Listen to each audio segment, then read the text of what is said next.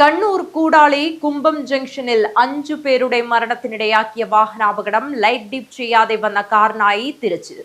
നിയന്ത്രണം വിട്ട കാർ മരത്തിലിടിച്ച് കാഞ്ഞങ്ങാട് സ്വദേശിയുൾപ്പെടെ 5 പേരാണ് മരിച്ചത്. കണ്ണൂർ കൂടാളി കുമ്പം ജംഗ്ഷനിൽ 5 പേരുടെ മരണത്തിനിടയാക്കിയ അപകടത്തിൽ ലൈറ്റ് ഡിപ്പ് ചെയ്യാതെ ഓവർടേക്ക് ചെയ്തു കയറി അപകടത്തിനിടയാക്കിയ കാർ കണ്ടെത്തുവാനായില്ല. അപകട സ്ഥലത്തിന് 1.5 കിലോമീറ്റർ ഇരു സൈഡിലെയും CCTV ക്യാമറകളിൽ നിന്നുള്ള ദൃശ്യങ്ങൾ പോലീസ് ശേഖരിക്കുന്നുണ്ട്.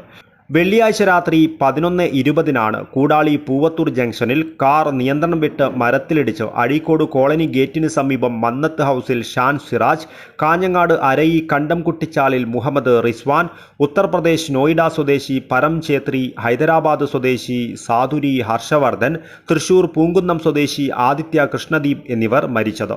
സംഭവ സ്ഥലത്തുള്ള 2 CCTVകളിലും കാറിന്റെ ദൃശ്യം വ്യക്തമല്ലാത്തതിനാലാണ് കൂടുതൽ ദൃശ്യങ്ങൾ പോലീസ് ശേഖരിക്കുന്നത്. സംഭവം പ്രത്യേക കേസായി അന്വേഷിക്കുവാനാണ് പോലീസിന്റെ തീരുമാനം. ഷാനിന്റെ പിതൃ സഹോദരന്റെ മകളുടെ വിവാഹ ചടങ്ങിൽ പങ്കെടുക്കുവാൻ 5 പേരും ബംഗളൂരിൽ നിന്നും ഇരിട്ടി വഴി കാറിൽ കണ്ണൂർ അഴീക്കോട്ടേക്ക് വരികയായിരുന്നു. ഇറങ്ങി വേഗത്തിൽ വന്ന ഇവരുടെ കാറിന് എതിരെ കയറ്റം കയറി വളവ് തിരിഞ്ഞെത്തിയ കാറിനെ ഓവർടേക്ക് ചെയ്ത് കയറിയ മറ്റൊരു കാർ ലൈറ്റ് ഡിപ്പ് ചെയ്യാതെ മുന്നോട്ട് വന്നതോടെ കാർ ഓടിച്ച പരംചേത്രിക്ക് മുന്നിൽ ഒന്നും കാണുവാൻ സാധിക്കാതെയായി. വാഹനം ഇടതുഭാഗത്തേക്ക് ഒതുക്കുന്നതിനിടെ നിയന്ത്രണം വിട്ട് റോഡരികിലെ വാഹമരത്തിൽ ഇടിക്കുകയായിരുന്നു. സംഭവത്തിൽ മോട്ടോർ വാഹന വകുപ്പും അന്വേഷണം ആരംഭിച്ചിട്ടുണ്ട്.